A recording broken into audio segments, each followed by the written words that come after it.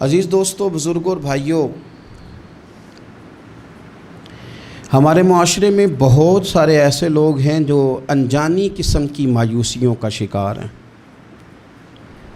اندیکھا خوف ان کی زندگی کے اندر بری طرح اپنی لپیٹ میں انہیں لیے ہوئے۔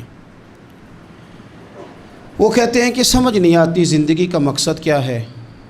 اٹھتے ہیں، چلتے ہیں، تھوڑا بہت کام کرتے ہیں، کھاتے ہیں، سو جاتے ہیں۔ بہت سارا وقت ہمارا بور ہونے میں گزر جاتا ہے۔ بہت ساری سوچیں ہیں جو ہمارا پیچھا نہیں چھوڑتی۔ بہت سارے وسوسے ہیں جو غالب ہونے کو آتے ہیں، معاذ اللہ۔ وہ لوگ کہتے ہیں کہ دن چڑھ جاتا ہے، رات ہو جاتی ہے، زندگی اسی طرح ہماری بیت رہی ہے۔ ہم ہیں کہ سمجھنے سے آ رہی ہیں کہ یہ سارا کچھ کیا ہے۔ عزیز ساتھیو، عزیز دوستو، یاد رکھیے گا کہ اللہ تبارک و تعالیٰ نے انسان کو جو پیدا کیا ہے تو بڑا ہی بامقصد پیدا فرمایا۔ اب کوئی اپنے مقصد کو بھول جائے اور جان بوجھ کر ان چیزوں میں الجھ جائے جو اسے مقصد سے بھی دور لے جائیں اور اس کا دینی، ایمانی، روحانی نقصان بھی کریں، تو پھر بہت سارے گڑھے ایسے ہیں جو ہم نے خود اپنے لیے تیار کر لیے۔ اللہ تبارک و تعالیٰ نے قرآن مجید کے اندر ارشاد فرمایا، جو آیت کا انداز ہے اور قرآن مجید کا جو سمجھانے کا طریقہ ہے، اگر اسی پر آپ غور کر لیں سادے ترجمے پر ہی، آیات کا پس منظر تو یہی بتا رہا ہے کہ کفار کو سمجھایا جا رہا ہے، پر یہ کہ قرآن تربیت تو ہماری کرتا ہے نا۔ اس عنوان پہ جو ہمارے لیے قرآن مجید نے انمول موتی دیے ہیں ان پر بھی تو غور کرے نا۔ رب فرماتا ہے افحسبتم انما خلقناکم عبثا، کیا تم نے یہ سمجھ لیا ہے کہ ہم نے تمہیں بیکار پیدا کیا ہے؟ وانکم الینا لا ترجعون، اور یہ کہ تمہیں ہماری طرف لوٹ کر نہیں آنا۔ کیا تم نے سمجھا ہے بیکار ہے تمہارا پیدا ہونا، بڑا ہونا، مشکلوں سے ماں باپ کا تمہیں پالنا، یہ سارا کچھ ایسے ہی ہے؟ یہ تو اس مالک نے تمہیں بنایا ہے جو ساری حکمتوں کو جاننے والا ہے، جس کا علم، جس کی قدرت، جس کی حکمت ہر چیز کا احاطہ کیے ہوئے، اس نے تمہیں بنایا۔ تم جب اپنا مقصد ہی بھول گئے، مقصد کیا تھا؟ وما خلقت الجن والانس الا لیعبدون، رب فرماتے ہیں جن اور انسان میں نے اپنی عبادت کے لیے پیدا فرمائے۔ ہمارے اوقات تیزی سے ضائع ہو رہے ہیں، تیزی سے، اور ہم انجانی قسم کی اور نہ چاہنے والی مصروفیات کا شکار ہیں، اور پتہ نہیں ہم کہاں جانا چاہ رہے ہیں، کہاں کھڑے ہونا چاہ رہے ہیں، کہاں رکنا، کہاں رہنا چاہ رہے ہیں۔ میرے رسول پاک صلی اللہ تعالیٰ علیہ وسلم کے غلاموں، ہمارے ہاں نہ کچھ لوگ ایسے ہیں جن کے پاس کچھ چیزیں ہیں، کچھ چیزیں نہیں ہیں۔ کچھ لوگوں کے پاس مال ہے، کچھ کے پاس نہیں ہے۔ کچھ لوگ ایسے ہیں جن کے پاس کوئی عہدہ ہے، کوئی طاقت ہے، کوئی دنیاوی منصب ہے، کچھ کے پاس نہیں ہے۔ لیکن وقت ایک ایسی قیمتی چیز ہے جو سب لوگوں کے پاس موجود ہے۔ اب شرط یہ ہے کہ اس کو صحیح کر کے ترتیب دیا جائے، اپنے اوقات کو فارغ نہ گزارا جائے۔ مجھے بھی ایک دن ایک دوست نے کہا تھا کہ میں بور بہت ہوتا ہوں، تو میں نے کہا یار شاید ہم بھی ہوتے ہوں، لیکن اب بور ہونے کا وقت بچا کوئی نہیں زندگی میں۔ اب اتنا ٹائم نہیں ہے کہ بور ہوا جائے، کسی نہ کسی کام بندہ لگا رہے، تو پھر ایسا محسوس ہوتا ہے کہ بور ہونے کے لیے کوئی گنجائش ہی زندگی میں باقی نہیں بچی۔ اگر آپ چیزوں کو مینج ہی نہیں کرتے، ہمارا وقت کیسے گزرتا ہے بھلا؟ جو چیز ہم سب سے زیادہ ضائع کر آئے ہیں زندگی میں پیچھے اور کر رہے ہیں، وہ وقت ہے۔ اسے ہم بڑا قیمتی بنا سکتے تھے۔ ہیرے موتی سے زیادہ قیمتی وقت کے لمحات تھے جو ہم نے بڑی بے دردی سے ضائع کیے، بڑی بے دردی سے۔ کہاں کہاں ضائع ہو رہا ہے؟ ہوٹلوں میں، قہوہ خانوں میں، گپوں میں، غیبتوں میں، چغلیوں میں، دوسروں کو نیچا دکھانے میں، سازشیں کرنے میں۔ ہمارے ہاں لوگ سازشوں میں وقت ضائع کرتے ہیں، ہمارے ہاں لوگ موبائلوں پہ وقت ضائع کرتے ہیں، فضول قسم کی ہماری ابحاث ہے جن میں وقت ضائع ہوتا ہے۔ اس ضائع ہونے والے وقت نے ہم سے ہمارا بڑا کچھ چھینا ہے۔ ہمیں بڑی ناکامیوں پہ لا کھڑا کیا. وہ ناکامیاں ہم دوسروں کے اوپر تو ڈالنے کو تیار ہو جاتے ہیں, اس کا الزام تو مختلف جگہ پہ دھر دیتے ہیں, پر یہ ماننے کو تیار نہیں ہوتے کہ ہم نے زندگی میں وقت بڑا ضائع کیا. میرے رسول کائنات سرور کائنات صلی اللہ علیہ وسلم نے فرمایا 2 نعمتیں ایسی ہیں جن کے بارے میں بہت سارے لوگ دھوکے میں. یا رسول اللہ صلی اللہ علیہ وسلم کون کون سی؟ فرمایا ایک صحت اور دوسری فرصت. یہ نعمتیں ہیں تیرے پاس. اگر تو تندرست ہے بہت بڑی نعمت تیرے پاس, اور اگر تیرے پاس فراغت ہے تو سمجھ لیں رب نے موقع دیا ہے قرآن پاک پڑھنے کا, اللہ نے موقع دیا ہے درود و سلام پڑھنے کا, رب نے موقع دیا ہے تجھے خیر کرنے کا, اللہ نے موقع دیا ہے کثرت سے سجدے کرنے کا, مالک نے تجھے موقع دیا ہے اپنی بارگاہ میں جھکنے کا, اللہ نے موقع دیا ہے دعائیں مانگنے کا, نوافل پڑھنے کا, اذکار کرنے کا, تسبیحات پڑھنے کا, لیکن ہم نے ضائع کر دیا ٹائم کو. حکیم الامت مفتی احمد یار خان صاحب نعیمی رحمۃ اللہ علیہ, انہوں نے قرآن مجید کے ایک پارے کی تفسیر لکھی ہے تو ایک پوری جلد بن گئی ہے تفسیر کی. ہر پارے کی ایک جلد ہے. 8 جلدوں میں انہوں نے حدیث پاک کی شرح لکھی ہے. ساری زندگی دین کی خدمت کی. کس طرح کر لی؟ اس لیے کہ چیزوں کو انہوں نے طے کر لیا تھا. وہ 1 بجے خطبہ جمعہ کا آغاز کرتے تھے تو جب وہ اسپیکر میں الحمدللہ کہتے تھے نا تو لوگ اپنی گھڑیاں ٹھیک کرتے تھے کہ لو بھی 1 بج گیا. یہ ترتیب دیا ہمارے بزرگوں نے, ٹائم مرتب کی چیزیں. مفتی صاحب گزر گئے, ہو گیا ٹائم, تو کہتے ہیں کبھی گھڑی منگوا کے بھی دیکھتے تو واقعی 4:45 ہوئے ہوتے. طے شدہ زندگی گزاری, اس لیے ان کے وقت میں برکت تھی. انہوں نے پڑھا بھی لیا, لکھ بھی لیا, اور انہوں نے ہزاروں صفحات لکھے, خدمت بھی کی, اور وہ سرخرو ہو کر رب رسول کی بارگاہ میں حاضر بھی ہو گئے.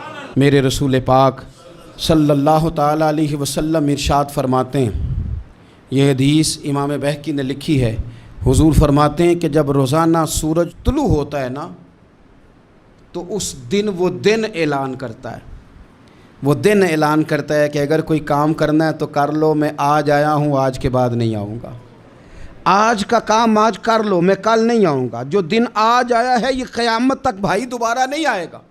جس کی آج تلاوت رہ گئی, جس کا آج درود پاک رہ گیا, جس نے آج سجدے نہ کیے معاذ اللہ رہ گئے اس کے, جس نے جو خیر کرنی تھی آج کے دن نہ کر سکا تو رہ گئی. حضرت عمر بن عبدالعزیز رحمۃ اللہ علیہ سے کسی نے کہا حضور یہ کام رہنے دے, کل کر لیجئے گا. تو فرمانے لگے جو کل کرنا ہے وہ پھر کب کروں گا؟ اس کام کو کل کر لوں گا تو جو کل کرنا ہے وہ کب کروں گا؟ امام شافعی رحمۃ اللہ علیہ فرمایا کرتے تھے کہ میں نے نا صوفیاء سے ایک بات سیکھی ہے جس نے مجھے زندگی میں بڑا نفع دیا ہے. آپ فرمایا کرتے تھے کہ صوفیاء کہتے ہیں کہ وقت ایک تلوار ہے, یہاں تو تم اسے اپنے بس میں کر لو, یعنی مینج کر لو, طے کر لو, معاملات کو مرتب کر لو, اس طرح اس وقت یہ کرنا ہے, اس وقت یہ کرنا ہے, تو پھر تم اس تلوار کی وجہ سے ساری مشکلات کو کاٹ دو گے. اور اگر تم نے اس تلوار کو نہ تھاما تو یہ وقت ایک ایسی تلوار ہے پھر یہ تمہیں کاٹ دے گا. اور فرمایا کرتے تھے یہ اتنی تیزی سے پگھلتا ہے وقت, کالے بال سفید ہو جاتے ہیں, سیدھی کمر ٹیڑھی ہو جاتی ہے, تندرست وجود بیمار ہو جاتا. اتنی تیزی سے پھر یہ وقت گزرتا ہے کہ برف اگر دھوپ میں رکھ دی جائے تو وہ اتنی تیزی سے نہیں پگھلتی جتنی تیزی سے ہماری زندگی کے دن پگھل رہے ہیں. ہم سمجھ رہے ہیں دن بڑھ رہے ہیں, حالانکہ دن بڑھ نہیں رہے, دن کم ہو رہے ہیں, ہم موت کے قریب جا رہے ہیں. اپنے روزمرہ کی جو چیزیں ہیں, معاملات زندگی ہے, اس پر خوب توجہ دیں اور خوب محنت کریں اور چیزوں کو طے کر لیں. اگر آپ طے کر لیں گے تو آپ محسوس کریں گے کہ ہم نے زندگی میں کچھ کر لیا ہے. لیکن میرے بھائی اگر سوچنے میں, سمجھنے میں, سیروں میں, آنے جانے میں, میں اکثر دوستوں سے کہتا ہوں کہ زندگی شگل میلے میں گزر گئی لوگوں کی, شگل میلے میں, یا بیسوں میں یا شگل میلے میں. 2 گلیاں چھوڑ کے مسجد ہے تو آپ نے نہیں دیکھا ہوگا کہ 15 بندے اکٹھے ہو کے مسجد جاتے ہو کسی گلی سے, 15 20 جا رہے ہیں, آؤ چلیں یار سارے جمعے کا ٹائم ہو. اس طرح نہیں اکٹھے ہوتے, 7 گلی میں جانا ہے. لیکن اگر انہی لوگوں سے کہا جائے کہ سیر کے لیے جانا ہے تو پوری بس بھر جاتی ہے ایک محلے سے. انہی سے کہا جائے کہ میلہ ٹھیلا لگا ہے وہاں جانا ہے تو پوری بس بھر جاتی. 7 والی گلی جانے کو تیار نہیں. میرے بھائی جنت انسان کی کامیابی کا مقام ہے. جنت وہ جگہ ہے جہاں ہم کامیاب ہو کر فلاح پا کے جائیں گے. جنت وہ جگہ ہے کہ جہاں کوئی حسرت باقی نہیں رہے گی، کوئی خواہش باقی نہیں رہے گی، اور جنت کے اندر وہ نعمتیں ہیں کہ نبی پاک صلی اللہ تعالیٰ علیہ وسلم فرماتے ہیں کہ تمہارے رب نے تمہارے لیے جنت میں وہ نعمتیں تیار کی ہیں نہ کسی آنکھ نے دیکھی، نہ کسی کان نے سنی، نہ تمہارے دل پر کبھی خیال ہی گزرا ہوگا کہ یہ بھی ہمیں ملے گا۔ وہ سارا کچھ بھی اللہ تمہیں جنت میں عطا کرے گا۔ لیکن حضرت معاذ بن جبل رضی اللہ تعالیٰ عنہ ارشاد فرماتے ہیں کہ جنتیوں کو بھی ایک حسرت ہوگی۔ فرمانے لگے میں نے رسول پاک سے سنا ہے، فرمانے لگے میں نے حضور سے سنا ہے کہ جنتی بھی اس وقت پر حسرت کریں گے جو وقت ان سے ضائع ہو گیا اور خدا کے ذکر میں نہیں گزر سکا۔ وہ حسرت کریں گے کہ یہ لمحہ ہم نے ضائع کر دیا، اللہ کے ذکر کے بغیر گزار دیا، خیر کے جملے کے بغیر گزار دیا، درود و سلام کے بغیر گزار دیا۔ وقت کا ضائع ہونا اتنی بڑی حسرت ہے کہ جس پر اہل جنت بھی حسرت کریں گے یہ ہم سے کیا ہو گیا۔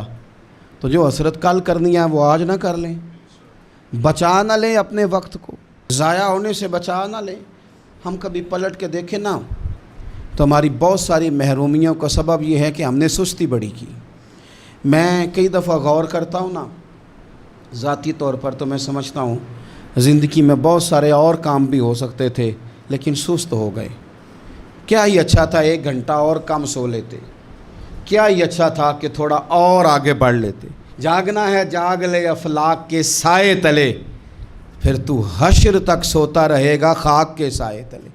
کچھ کام کریں، کچھ آگے بڑھیں، کچھ اپنی زندگی کے اندر چیزوں کو لے کر کے آئیں۔ آپ جب کچھ چیزوں کو لائیں گے، کچھ کریں گے۔ حضرت عمر فاروق رضی اللہ تعالیٰ عنہ نا، جناب فاروق اعظم ہمیشہ کام کرتے تھے، ہمیشہ ڈیوٹی کرتے تھے، اور انہوں نے بڑی ڈیوٹی کی زندگی میں، بڑا کام کیا۔ ہم نہ سو جاتے ہیں، ہم آرام کرتے ہیں، بلکہ مرضی کی نیند ہے، مرضی کا جاگنا ہے۔ حضرت عثمان غنی رضی اللہ تعالیٰ عنہ فرماتے ہیں سخت دھوپ تھی مدینہ منورہ میں اور سب لوگ سو رہے تھے، تو میں کسی کام کے لیے چھت پہ گیا تو میں نے دیکھا کہ ایک بوڑھے شخص ہیں تو وہ اونٹوں کو ہانکتے ہوئے آ رہے ہیں۔ تو میرے دل میں خیال آیا کہ یہ مجھے ملے تو میں انہیں سمجھاؤں کہ ساری دنیا جو سو رہی ہے تو آپ بھی اپنے اونٹوں کو چھوڑ دیں اور کچھ دیر آرام کر لیں، اتنی کڑی دوپہر لگی ہوئی، اس وقت بھی آپ اونٹوں کے پیچھے ہیں۔ فرماتے ہیں میں چھت پہ رہا کہ یہ قریب آتے ہیں تو سمجھاتا ہوں، لیکن وہ قریب آئے تو میں تڑپ ہی گیا۔ وہ عام شخصیت تو نہیں، وہ تو امیر المومنین حضرت عمر فاروق ہیں رضی اللہ تعالیٰ۔ میں نے ان سے کہا کہ امیر المومنین اس دھوپ میں آپ اونٹوں کے پیچھے سارا زمانہ سو رہا ہے، کسی غلام کو فرما دیتے۔ تو آپ فرمانے لگے یہ مال غنیمت کے اونٹ ہیں، غلام کی ڈیوٹی تو نہیں نا، ڈیوٹی تو میری ہے نا مسلمانوں کا مال سنبھالنے کی۔ فرمایا یہ چلے گئے تھے، دل میں خیال آیا کہ عمر سے اس کے بارے میں بھی تو قیامت میں پوچھا جائے گا نا۔ تو جو سونے والے ہیں وہ سو رہے ہیں، پر میری تو ڈیوٹی ہے نا، مجھے تو جاگنا ہے نا۔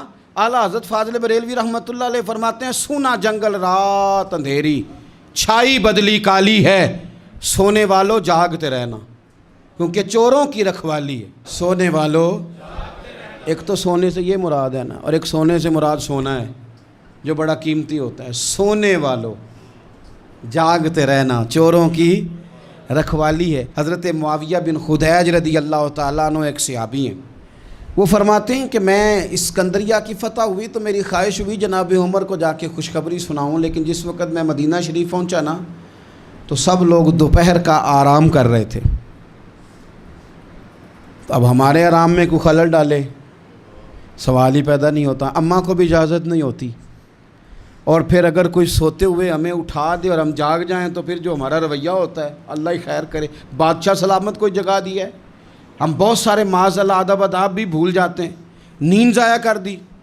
تو حضرت معاویہ بن خدیج رضی اللہ تعالیٰ عنہ کہتے ہیں میں مدینہ شریف آیا، دوپہر کا وقت تھا، اسکندریہ کی فتح ہو گئی، خوشخبری سنانی تھی۔ تو مدینہ شریف جب میں پہنچا تو سب لوگ آرام کر رہے تھے، تو میں نے مناسب نہیں سمجھا سیدنا فاروق اعظم کے گھر جانا۔ میں نے کہا شام کو بات کروں گا۔ شام کو میری ملاقات ہوئی، گویا عصر کے بعد ملاقات ہوئی، جب مغرب میں ملاقات ہوئی تو میں نے کہا حضور وہ میں اور مبارک ہو اللہ نے فتح دے دی، تو آپ فرمانے لگے یار میں تو بڑی دیر سے منتظر تھا، سو نہیں سکا۔ تو کہتے ہیں میں نے کہا حضور میں تو اسی لیے نہیں آیا کہ آپ آرام کر رہے ہوں گے۔ تو آپ فرمانے لگے آرام میں کیا کرتا تھا پر خلیفہ بننے سے پہلے اب کہاں وقت ہے میرے پاس، اتنی ذمہ داریاں ہیں، کہاں آرام کرتا ہوں۔ اور پھر رو پڑے اور فرمانے لگے میں تو رات کو بھی کم سوتا ہوں۔ حضور کیوں؟ فرمانے لگے دن مخلوق کے کام دیکھتا رہتا ہوں اور رات ہوتی ہے تو رب کی عبادت کرتا رہتا ہوں، میں نے تو رات کو بھی سونا کم کر دیا۔ ہماری زندگی میں بہت ساری میرے بھائی ہماری ناکامیوں کی وجہ ہماری سستی بنی، ہماری کاہلی بنی، ہماری لاپرواہی بنی۔ بہت سارے افسران ایسے ہیں جن کے عملے کی خرابی کی وجہ یہ ہے کہ وہ اٹھ کے باہر آ کے چیک کرنا پسند ہی نہیں کرتے کہ عملے کے لوگ کیا کر رہے ہیں۔ بہت سارے ایسے اداروں کے سربراہان ہیں کہ جو اپنے دفتر سے اٹھ کے باہر آ کے دیکھنا پسند ہی نہیں کرتے کہ عملے کے لوگ کر کیا رہے ہیں۔ تو جب ہم ان چیزوں کو پرکھتے نہیں، دیکھتے نہیں، محاسبہ ہی نہیں کرتے تو پھر چیزیں شترے بے مہار ہو جاتی ہیں۔ اپنی زندگی میں چیزوں کو مینج کریں۔ نوجوانوں نے تو بالکل طے کر لیا ہے کہ مرضی سے سونا ہے اور ہر کام الٹ کرنا ہے۔ کوئی نوجوان ملنے آیا تھا تھوڑے دن پہلے دوپہر کو، تو میں نے کہا کھانا کھلائیں، تو کہنے لگے پیر صاحب ابھی تو میں نے ناشتہ کیا ہے۔ تو میں نے کہا میاں 12:30 جس نے ناشتہ کیا ہے تو دوپہر کا کھانا 6 بجے کھائے گا، اور رات تیری کب ہوگی؟ پھر یہی ہے نا کہ 12:30 اماں تو بیچاری بڑھاپے میں اٹھ کے پکا کے نہیں دے گی، تو برگر ہی کھائے گا، اور سویرے وہ ہضم نہیں ہوگا، پھر تو دوائی بھی کھائے گا۔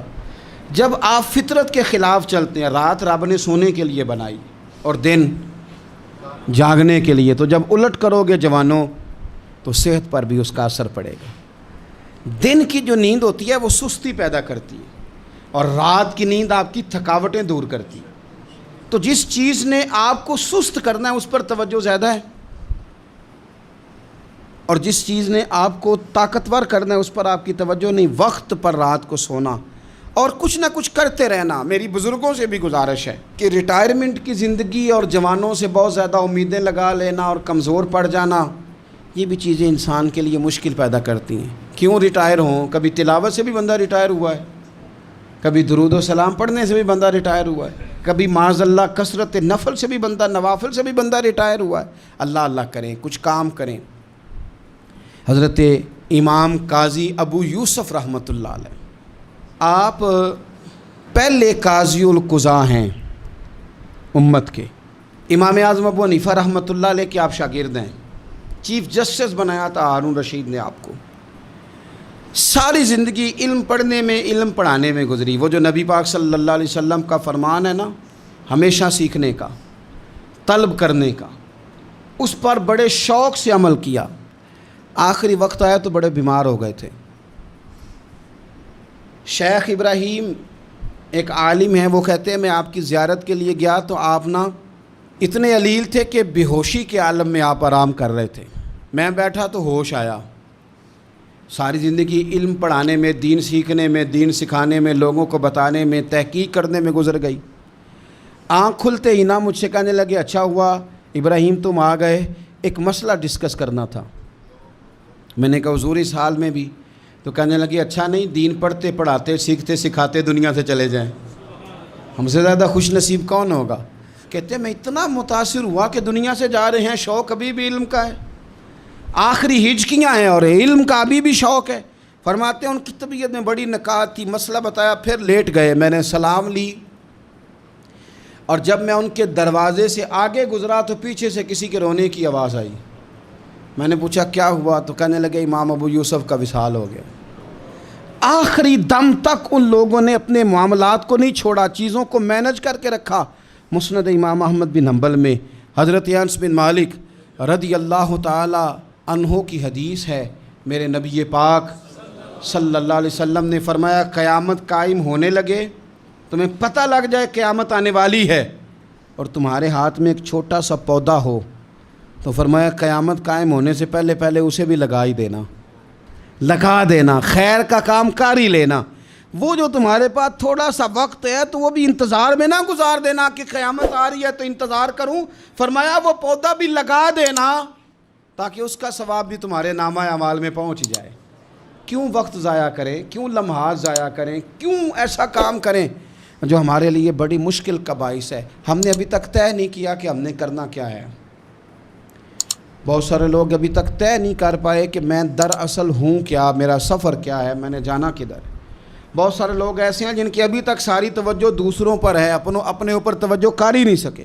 ہم نے طے ہی نہیں کیا، اور جو کام کرنے والے تھے 39 سال عمر پائی حضرت عمر بن عبدالعزیز نے، 39 سال، پورے 40 نہیں، لیکن وہ کروڑوں بار درود و سلام بھی پڑھ گئے، وہ سینکڑوں مرتبہ قرآن مجید بھی ختم کر گئے۔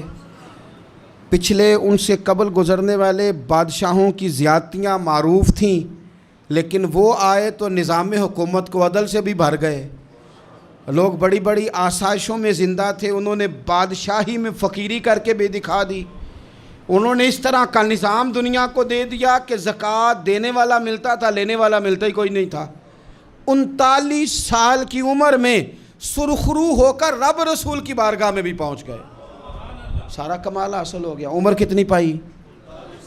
39 سال۔ میرے محبوب پاک علیہ السلام کی جو ظاہری عمر مبارک ہے وہ 63 سال ہے، اور 23 سال حضور کا دور تبلیغ ہے، اس میں 27 جنگیں لڑی ہیں نبی پاک صلی اللہ علیہ وسلم، 27۔ اس کے اندر میرے نبی پاک صلی اللہ علیہ وسلم نے تبلیغ کے لیے کفار سے مقابلہ کیا، طائف سے لے کر تبوک تک کے سفر کیے۔ میرے اور کائنات کے محبوب علیہ السلام نے ان 23 سالوں کے اندر حضرت بلال حبشی رضی اللہ تعالیٰ عنہ کی آوازیں زمین سے لے کر جنت تک اپنے مقدس کانوں سے سماعت بھی فرمائیں۔ اپنے غلاموں کو اتنے درجوں تک حضور نے پہنچایا۔ حضور نے پوری دنیا میں ابلاغ دین بھی کیا، کتاب و سنت بھی سکھایا، نبی پاک نے واعظ و نصیحت بھی فرمائی، جنگوں اور غزووں میں بھی وقت دیا۔ کفار کے ساتھ جہاں معاہدے کرنے تھے وہ معاہدات بھی حضور نے کیے، لیکن یہ ساری چیزوں کے باوجود اپنی ازواج کو بھی وقت دیا، ان کی خوشیاں انہیں فراہم بھی کیں۔ ان ساری چیزوں کے باوجود میرے محبوب نے سیدہ فاطمہ سے، سیدہ رقیہ سے، سیدہ ام کلثوم سے، بڑی سب سے صاحبزادی سیدہ زینب، ان سب سے محبت بھی فرما لی۔ اور ان 23 سالوں میں حضور کے کنوں پہ امام حسن بھی کھیلے اور گود میں امام حسین بھی کھیلے۔ سارا ہی وقت حضور نے مینج کیا، سارا وقت حضور نے مینج کیا، ہر چیز نبی پاک صلی اللہ علیہ وسلم نے ہمیں طے کر کے دے لی۔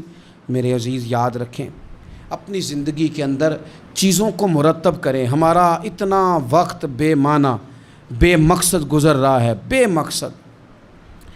اور ایک بات آخر میں اور بھی آپ سے عرض کرنی ہے، ان لوگوں کی صحبت سے بھی بچیں جو وقت کو ضائع کرتے ہیں۔ سست لوگوں کے پاس بیٹھو گے نا تو سستی آئے گی، ان لوگوں کے پاس بیٹھو گے نا جو کچی کچی مایوس باتیں کرتے ہیں معاذ اللہ، تو آپ کے اندر وہ باتیں بھر دیں گے۔ صحبت نہ چاہتے ہوئے بھی بندے پر اثر ڈالتی ہے۔ آپ اپنی زندگی میں ان لوگوں کی صحبت اختیار کریں، ان لوگوں کی کہ جو آپ کو تازہ دم رہنا سکھائیں۔ اقبال نے کہا پلٹنا جھپٹنا، جھپٹ کر پلٹنا، لہو گرم رکھنے کا ہے ایک بہانہ۔ حضرت ملا رومی رحمۃ اللہ علیہ فرماتے ہیں بکریوں کے بیچ نا شیر کے چھوٹے سے بچے نے رہنا شروع کر دیا تھا، تو صحبت بکریوں کی تھی نا، اس کا بھی ذوق اسی طرح کا بن گیا۔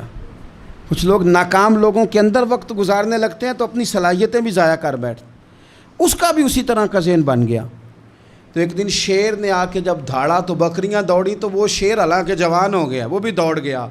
شیر سمجھ گیا کہ بکریوں کی صحبت نے بکری کر دیا ہے۔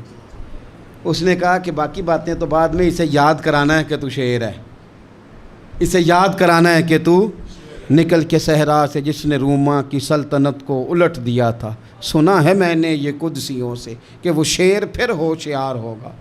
فرماتے ہیں کہ اس شیر نے نا کسی طریقے سے، بکریاں تو بھاگ گئیں، تو اس شیر کو وہ گھیر کے لایا دریا کے پل کے اوپر، اور جب وہ پل کے اوپر کھڑا ہوا اور اس نے نیچے دیکھا نا پانی میں، او ہو میں تو شیر ہوں۔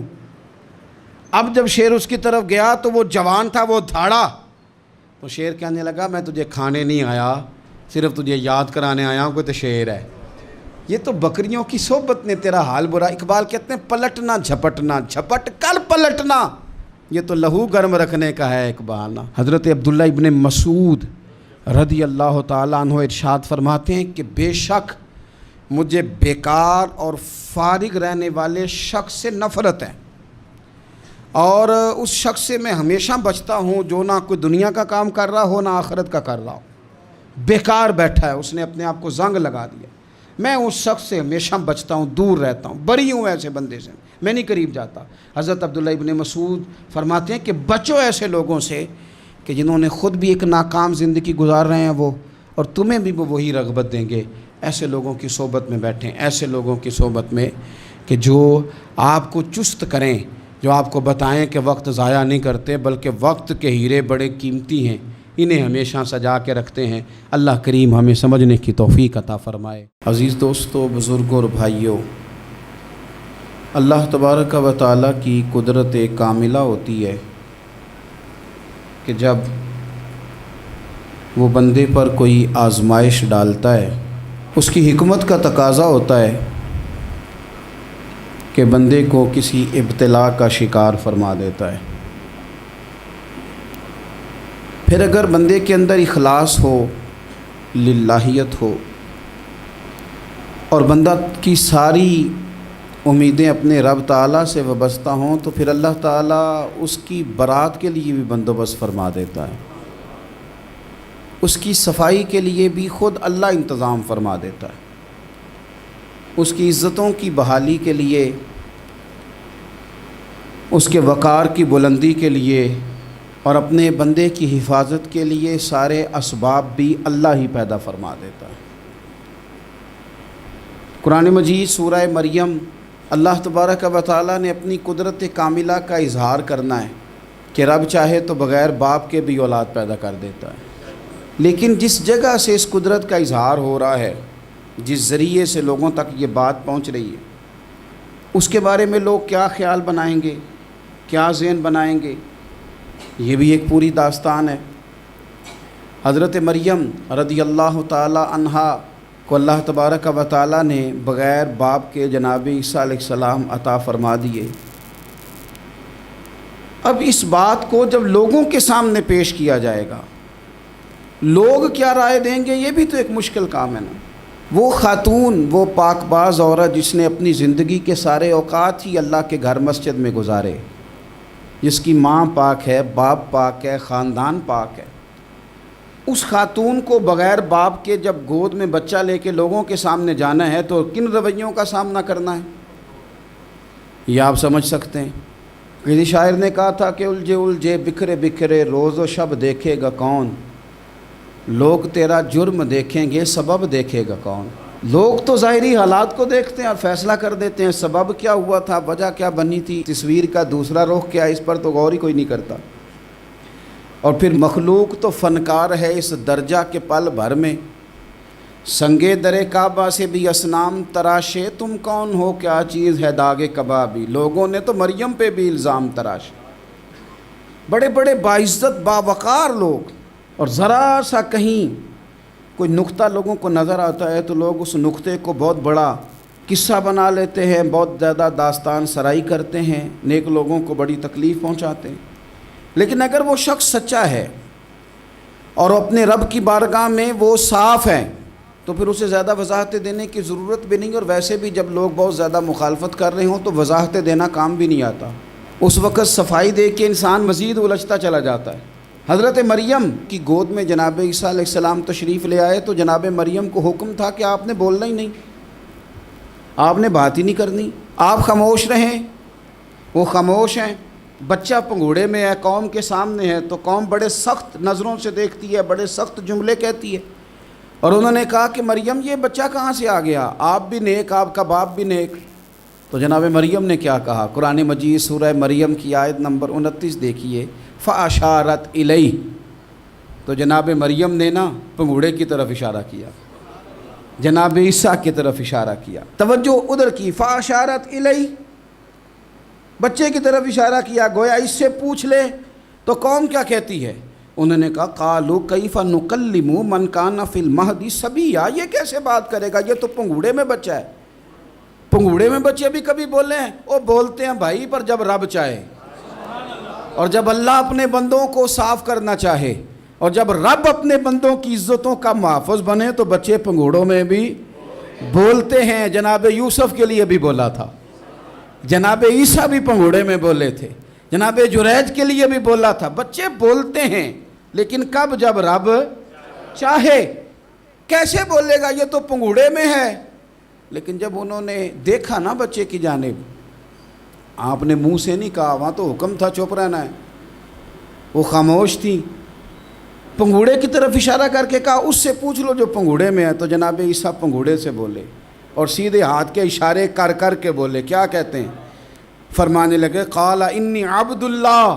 عیسائیوں نے کل کلاں کو کہنا تھا نا وہ اللہ کے بیٹے ہیں، تو انہیں بات ہی یہاں سے شروع کی، کہنے لگے لوگوں سنو میں اللہ کا بندہ ہوں۔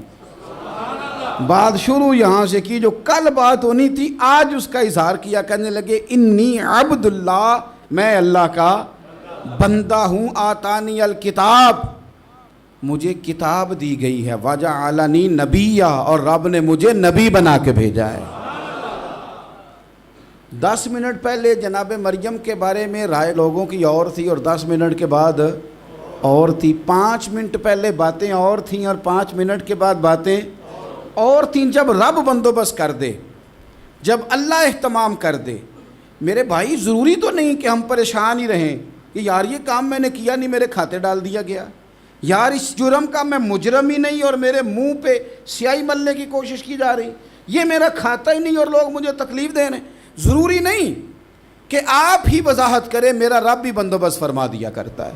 اور جو اہتمام اللہ کرتا ہے نا، جو بندوبست رب کرتا ہے، آزمائش آ جاتی ہے، بڑے بڑوں پہ آ جاتی ہے، لیکن بعض اوقات بڑی تکلیف ہوتی ہے جب اس بندے کو لوگ کٹہرے میں کھڑا کر دیں جس کا جرم ہی کوئی نہیں، اس شخص سے لوگ سوال جواب شروع کر دیں جس بیچارے کے خیال میں بھی وہ بات نہیں، پھر وہاں وضاحت دینا، نہ کردہ گناہوں کی وضاحت دینا، یہ بڑا بوجھ بنتا ہے، بڑی تکلیف ہوتی، اور لوگ کرتے ہیں یہ کام۔ پھر اللہ تعالیٰ جب بندوبست فرمائے، صحیح بخاری میں حضرت جریج کا ذکر فرمایا، جریج نفل پڑھ رہے تھے، ماں نے آواز دی، وہ آ نہیں سکے، نماز میں تھے، ماں ناراض ہو گئی، اس نے ہاتھ اٹھا کے کہا اللہ یہ اتنی دیر تک مرے نہ جب تک کسی بری عورت کا منہ نہ دیکھ لے۔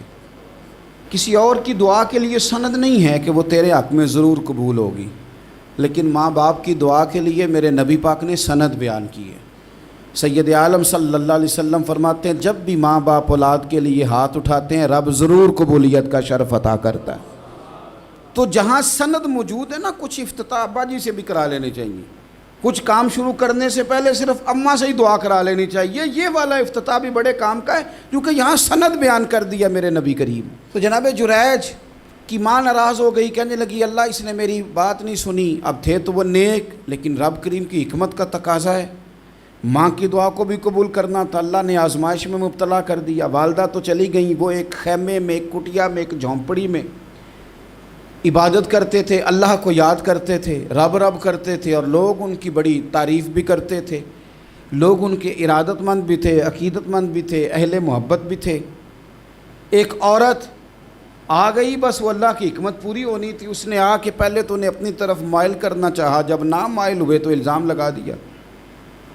یہ ہمارے دور کا تقاضا ہے، لوگ پہلے آپ کو اپنے حق میں قائل کرتے ہیں، اپنی فرما برداری میں لانا چاہتے ہیں، اگر آپ نہیں آتے تو پھر وہ آپ کو مجرم قرار دے دیتے ہیں، یا میرے ساتھ چل ورنہ پھر میں تیرے خلاف پراپوگنڈا کروں گا۔ دو ہی باتیں، پہلے اس نے قائل کیا، جب جناب جنید قائل نہ ہوئے تو اس نے قریب ایک چرواہا تھا، اس چرواہے کے ساتھ جا کے منہ کالا کیا، مقررہ وقت پہ بچہ پیدا ہو گیا، لوگوں نے کہا کس کا ہے، کہنے لگی اس خانقاہ میں، اس حجرے میں عبادت کرنے والے کا ہے۔ اگر کسی دیندار پر ذرا سا بھی الزام لگ جائے تو آپ یقین کریں کہ بڑے بڑے خوفناک لوگ بھی نیک ہو جاتے ہیں، جن کا اپنا سارا ماضی کالا سیاہ ہو وہ بھی اجالوں کے راہبر بن جاتے ہیں، جن کی اپنی زبانیں ساری زندگی آلودہ رہی ہوں وہ بھی بڑے بڑے اعلیٰ سچ بولنے لگتے ہیں۔ اعلیٰ کچے میرے مکان کی دیوار کیا گری، لوگوں نے تو میرے صحن میں رستے ہی بنا لیے۔ بڑے لوگ آ جاتے ہیں پھر بڑا کچھ کرتے ہیں اور بڑے بڑے خوفناک جملے کستے ہیں، بس کو نقطہ جو ہاتھ آ گیا ایسا جیسے گرنے کا انتظار کر رہے تھے۔ اب جناب لوگ اٹھے، احتجاج شروع ہو گیا، شور پڑ گیا، یہ بابا بڑا نیک بنتا تھا، نفل پڑھتا تھا، عبادتیں کرتا تھا، دیکھو اس کا حال کیا ہے کہ اس نے ناجائز بچہ پیدا کیا۔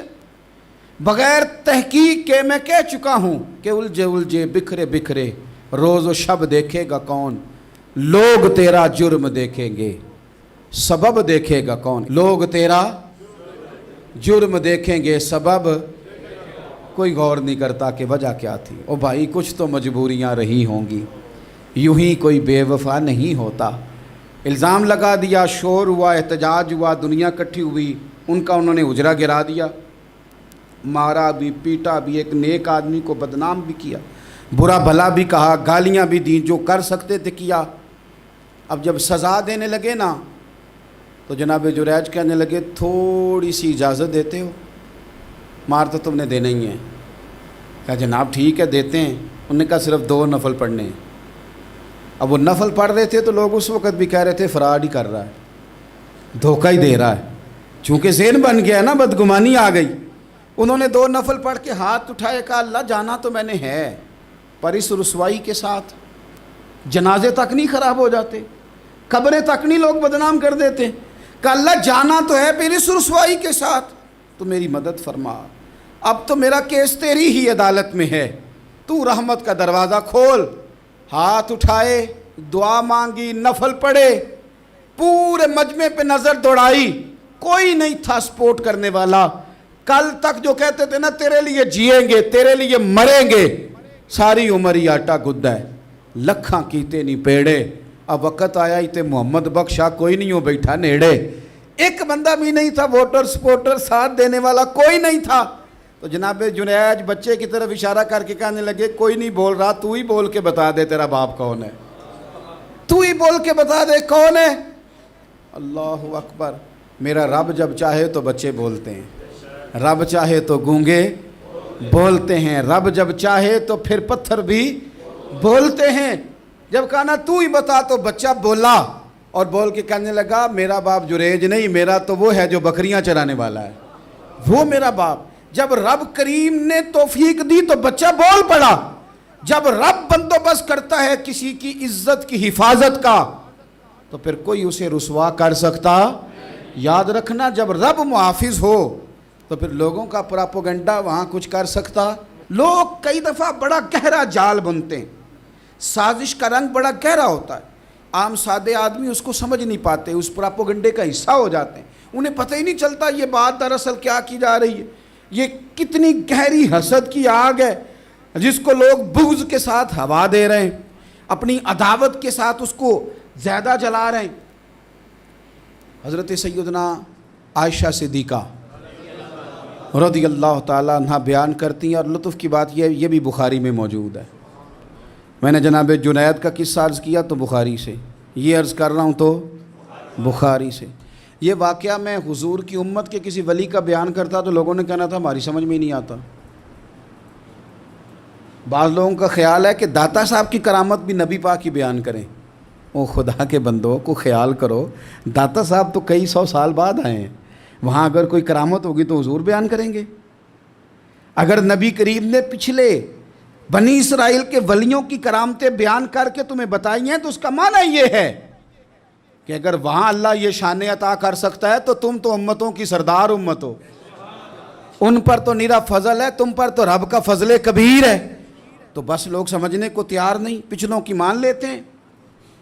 جناب آصف بن برخیہ کی کرامت جو سورہ نمل میں آئی وہ تو مانیں گے، پر غوث پاک کی کرامت یہ پتہ نہیں عجیب فلسفہ ہے، اور کس طرح کا فلسفہ ہے یہ سمجھ سے بالاتار ہے کہ بنی اسرائیل کا کوئی ولی ہو تو اس کی کرامت ہو سکتی ہے اور نبی پاک کی امت کا ہو تو اس کی ہو ہی نہیں سکتی۔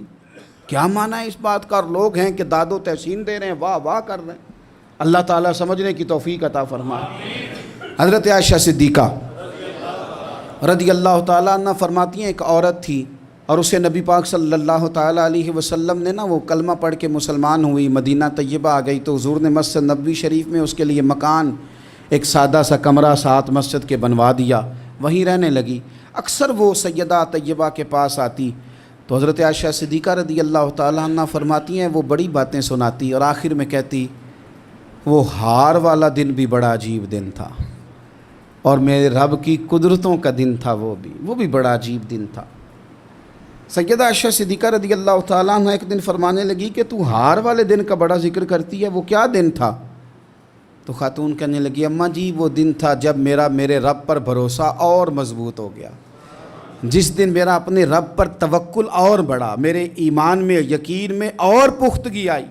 کہنے لگی میں ایک گھر کی کنیز تھی، نوکرانی تھی، اس گھر میں ایک بچی تھی جس کے پاس سونے چاندی ہیرے جواہرات کا ہار تھا۔ اس زمانے میں نا چمڑے کے اوپر لوگ ہیرے جواہرات لگاتے تھے، کئی دفعہ سرخ رنگ کے چمڑے پہ لگائے جاتے تھے، وہ بچی پہنتی تھی تو کہتی ہوں بچی کے اس نے اتار کے رکھا یا اس سے گرا وہ ہار تو چیل اسے اٹھا کے لے گئی گوشت سمجھ کے، اور میرے سامنے اٹھا کے لے گئی۔ گھر والوں نے مجھ سے پوچھا، یہ بخاری میں موجود ہے، گھر والوں نے پوچھا مجھ سے کہ وہ ہار کہاں ہے، تو میں نے کہا چیل اٹھا کے لے گئی۔ گھر میں کچھ چوری ہو جائے تو سب سے پہلا الزام کس پہ لگتا ہے؟ ملازمین پہ۔ کہتے انہوں نے مجھے بڑا مارا، بڑی تکلیف تھی، حتیٰ کہ میری شرمگاہ تک کی تلاشی لی، میری عزت اتنی خراب کی میں بتا نہیں سکتی۔ میں نے اپنی زندگی میں ایک واقعہ دیکھا، ایک امیر گھر میں چوری ہو گئی، ملازم کو اتنا مارا کہ وہ چارپائی پہ پڑ گیا، پولیس والوں سے اتنی مار پڑوائی گئی کہ وہ بیچارہ چارپائی پہ پڑ گیا، اور پھر وہ اتنا بیمار ہوا اور کچھ دنوں کے بعد پتہ چل گیا کہ چور تو اپنا بیٹا ہے ان کا، پھر اس کا انتقال ہو گیا۔ اب وہ سیٹھ صاحب اور گھر والے آ کے نا مرنے والے کے کان میں معافیاں مانگ رہے ہیں، کان میں۔ تو میں نے ان سے پھر کہا تھا کہ یہ تو اب چلا گیا ہے، تمہارا زور چلتا تھا نا تو تم نے قانون خریدا اور تم نے اسے جس نہ ہو سکا تم نے اسے مار پڑوائی، تمہارے پاس جو عدالتیں تھیں تم نے وہاں کارروائی کی، اب ایک عدالت قیامت کے دن لگے گی۔ یہ کمزور تھا نا، کچھ کر نہیں سکا۔ میرے نبی پاک صلی اللہ علیہ وسلم نے فرمایا سن لو، اگر سینگ والی بکری نے بغیر سینگ والی بکری کو تکلیف دی ہوگی نا تو قیامت کے دن اسے بھی بدلہ دینا پڑے گا کہ تیرے پاس سینگ تھے اور تو نے اسے مارا تھا۔ وہ خاتون عرض کرتی ہے سیدہ عائشہ کی خدمت میں کہ مجھے بڑا مارا، مجھے تکلیف دی، میں کہہ رہی تھی کہ میرے سامنے چیل لے گئی ہے پر وہ نہیں مان رہے تھے، اماں جی انہوں نے مجھے بڑا مارا۔ حضرت عائشہ صدیقہ کہتی ہیں پھر کیا ہوا؟ کہنے لگی اماں جی جب کوئی میرا مددگار نہ رہا، مجھے تکلیف دے رہے تھے، رسوا کر رہے تھے، تو میں نے اپنے رب سے مدد چاہی، میرے رب کی طرف میں نے توجہ کی، میں نے کہا مالک اب تو ہی میرا مددگار ہے۔ کہتی ہے وہ مجھے مار رہے تھے تو وہ چیل جو ہار لے گئی تھی وہی لے کے واپس آ گئی، اور ہمارے سروں کے قریب لا کے اس نے جب اس ہار کو پھینکا وہ مجھے چھوڑ کے سائیڈ پہ ہوئے، وہ میری بے گناہی جان گئے، لیکن آپ کو بتاؤں اس دن سے میرا اپنے رب پر یقین اور بڑھ گیا۔ مجھے سمجھ آ گئی کہ جب انسان پورا ٹوٹ جاتا ہے اور جب کوئی چاروں جانب اس کا مددگار نہیں ہوتا تو رب تو ہوتا ہے نا، اللہ تو اس کا مددگار ہوتا ہے نا، وہ تو پھر اپنے اس بندے کی مدد کرتا ہے نا، پھر وہ تو توانائی دیتا ہے نا، وہ تنہا نہیں چھوڑتا، وہ تو آنسوؤں والوں کے آنسوؤں پہ بڑا کرم فرماتا ہے، وہ تو قسم پرسی میں آ جاتا ہے، اس کی رحمت بڑھ کے استقبال کر لیتی۔ تو بھائی جب آپ پر اللہ کی حکمت کے تقاضے پورے ہونے لگیں اور زندگی میں کبھی کوئی ایسا وقت آئے کہ آپ محسوس کریں کہ تنہا رہ گئے ہیں اور کئی اپنے بھی مخالفین کی جماعت میں نظر آنے لگے ہیں، تو اس وقت پھر دل، روح، زبان اور ذہن کو یکجا کر کے سمجھ لینا کہ جب ساری دنیا ساتھ چھوڑ جاتی ہے تو رب کی رحمتیں اس وقت بھی ساتھ رہتی ہیں اور اللہ کی مدد اس وقت بھی بندے پہ کرم نوازی کرتی ہے۔ ایک اور حدیث سنیں، لطف کی بات یہ ہے یہ بھی بخاری میں ہے، یہ بھی واقعہ بخاری میں ہے۔ اللہ اکبر۔ ایک شخص نے نا ایک بندے سے قرض مانگا، اس نے کہا مجھے قرضہ دو، وہ کہنے لگا کہ کتنا قرضہ؟ اس نے کہا 1000 دینار، دینار سونے کا ہوتا تھا، درہم چاندی کا ہوتا تھا، 1000 دینار چاہیے۔ اس نے کہا کوئی گواہ ہے تیرے پاس؟ غریب کا گواہ بھی کوئی نہیں بنتا. کبھی الجھ جائے نا کو بندہ تو کئی اپنے بھی کہہ دیتے ہیں کہ ہم اس کے قول فعل کے ذمہ دار نہیں ہیں. ایک غریب آدمی کو قرض کی ضرورت پڑ گئی, 1000 دینار چاہیے. میں کہہ چکا ہوں کہ درہم چاندی کا ہوتا تھا, دینار سونے کا. اب 1000 دینار لینا ہے. تو جس بندے سے اس نے کہا, اگرچہ وہ نیک بندہ تھا, اس نے کہا یار 1000 دینار دے دو. تو کہنے لگا کوئی گواہ ہے تیرے پاس؟ وہ کہنے لگا غریبوں کا گواہ کون ہوتا ہے؟ ہاں ایک گواہ ہے. کہا کون؟ کا میرا رب, وہ تیرے اور میرے بیچ گواہ ہے. اس نے کہا کوئی کفیل, اگر تو پیسے نہ دے سکے تو وہ بعد میں دے دے, یا تجھے کچھ ہو جائے تو وہ دے دے. اس نے کہا کفیل بھی میرا اللہ ہی ہے. میرے پاس اگر ہے تو رب کریم کا نام ہے, اگر اعتماد کر سکتا ہے تو کر لے. بندہ نیک تھا, اس نے کہا رب کے نام پہ, رب کی کفالت پہ, اللہ کو گواہ بنا کے میں تیار ہوں تجھے 1000 دینے کو. اس نے 1000 دینار دے دیا. وقت واپسی کا طے ہو گیا. وہ چلا گیا پیسے لے کے. اس نے پوری محنت کی کہ میں نے وقت پہ پیسے لوٹانے, پوری محنت بھی کر لی, اللہ نے مدد بھی کر دی, پیسے بھی اس تاریخ کو اسے مل گئے. بعض لوگوں کا تو لوٹانے کا دل ہی نہیں ہوتا. فرمایا حدیث پاک میں کہ تو لوٹانے کا ارادہ کر, رب تیری مدد بھی فرمائے گا. لیکن یہاں بہت سارے لوگ کہتے ہیں خیر ہے, ارادہ ہی نہیں. تو پھر جس طرح کا بندے کا گمان ہو, رب بھی اسی طرح کا معاملہ فرماتا ہے. اس نے پیسے جمع بھی کر لیے اور واپس دینے کو تیار بھی ہو گیا, لیکن رستہ بحری جہاز کا تھا, کشتی کا تھا, دریا کے رستے واپس آنا تھا. اب وہ جب آ گیا دریا کے کنارے تو بڑی کوشش کی, پر وہاں اسے کوئی کشتی نہیں ملی. وقت پہ پیسے لوٹانے ہیں, سفر کرنا ہے, اب سواری میسر نہیں ہے. سوچ سوچ کے پریشان تھا کہ میں نے تو اللہ کے نام پہ لیے. اچانک دل میں ایک تجویز آئی. اس نے ایک لکڑی لی, لکڑی کو اندر سے کھولا, 1000 دینار اس میں بھرا. بخاری پڑھ رہا ہوں, اور ساتھ ایک خط بھی لکھا کہ یار میں پیسے پہنچانا چاہتا تھا پر مجھے کوئی چیز نہیں ملی دریا کے اس پار آنے, اللہ کے نام پر تیری طرف روانہ کر رہا ہوں. اور یہ کہہ کہ وہ لکڑی دریا میں رکھ دی. وہ لکڑی ڈوب گئی ہے, واپس آ گیا. وہ جس نے پیسے لینے تھے وہ عین مقررہ وقت پر دریا کنارے آیا. صبح سے سر شام تک اس نے انتظار کیا. دل ڈھلنے لگا تو دل میں خیال آ گیا کہ یار نہیں, اس نے دینا ہی نہیں, جھوٹا وعدہ کر گیا, پہنچا ہی نہیں وقت پہ. اب جب واپس لوٹنے لگا تو اچانک دریا میں ایک لکڑی تیرتی ہوئی دکھائی دی. کہنے لگا لے جاتا ہوں, شام کو روٹیاں پکانے کے کام آئے گی, ایندھن بنا کے جلا لوں گا, ہنڈیا پک جائے گی. لکڑی اٹھا کے جلانے کے لیے گھر لایا. گمان تھا کہ وہ نہیں آیا وعدہ کر کے, اللہ کو کفیل اور وکیل بنا کے اور گواہ بنا کے پھر بھی نہیں آیا. لکڑی لے کے گھر گیا, بخاری ہے, اور جب اس کو چیرا نہ کہ میں اس کی آگ جلاؤں گا, کھولا تو اندر سے 1000 دینار بھی نکل آیا, خط بھی نکل آیا. اب ذرا سمجھنا, اس کے دل میں بات کس نے ڈالی کہ تو لکڑی میں پیسے ڈال دے؟ اللہ نے. اس بندے کو مقررہ وقت پہ کنارے بھیجا کس نے؟ لکڑی صرف اسی کے ہاتھ آئی تو یہ بندوبست کیا کس نے؟ اللہ نے. گھر جا کے چیری تو پیسے بحفاظت اس تک پہنچائے کس نے؟ تو پھر ہمیں بھی توجہ اللہ کی جانب ہی کرنی چاہیے.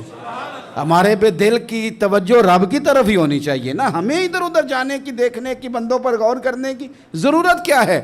وہ پیسے پہنچ گئے, یہ وہاں اپنی جگہ پہ پریشان تھا. اس نے 1000 دینار اور جمع کیا. پھر دوبارہ ایک دن دریا کنارے آیا, کشتی مل گئی. بیٹھ کے اپنے اس بھائی کے پاس آیا, کہنے لگا دیکھنا مجھ پر بدگمان نہ ہونا, پیسے اس تاریخ کو بھی جمع کر لیے تھے. دریا پہ آیا تھا پر کشتی نہیں ملی تھی.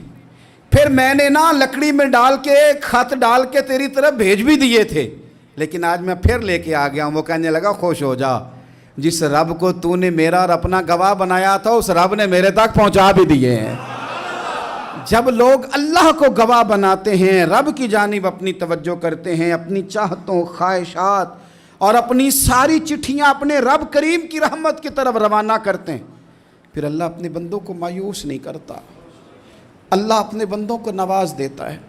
اللہ تبارک و تعالیٰ اپنے بندوں پہ کرم نوازی کرتا. او سنگیو, ساری امیدیں سیٹھوں, نوابوں, دنیا داروں سے کیوں وابستہ کرتے ہو؟ ساری توجہات کا مرکز کیوں ان لوگوں کو بناتے ہو جو تمہیں دنیا میں مضبوط نظر آتے ہیں؟ اپنی توجہات کا مرکز اپنے خدا کو بنائیے, اپنے مالک کی جانب اپنی ساری خواہشات کا رخ پھیر دیجئے, اپنی توجہات اپنے رب کی جانب کر لیجئے. وہ اپنے بندوں پہ بڑی کرم نوازی فرماتا ہے، وہ عزتوں کا بھی محافظ ہے، وہ پریشانیوں میں کرم نوازیاں فرمانے والا ہے، وہ ساتھ دینے والا ہے، وہ اس کی رحمت قریب آ کے بندے کو سہارا دیتی ہے، وہ اپنے فضل سے اپنے بندوں کی ہر مشکل میں دستگیری فرماتا ہے۔ اسیاں سے کبھی ہم نے کنارہ نہ کیا، اور تو نے بھی تو دل آزردہ ہمارا نہ کیا، ہم نے تو جہنم کی بہت کی تدبیر، پر مولا تیری رحمت نے گوارا نہ کیا۔ عدل کریں تے تھر تھر کمبن اچیاں شانہ والے، تجھے تو فضل کریں تے بخشے جاون میرے جے منہ کالے۔ آخر دعوایا ان الحمد للہ رب العالمین۔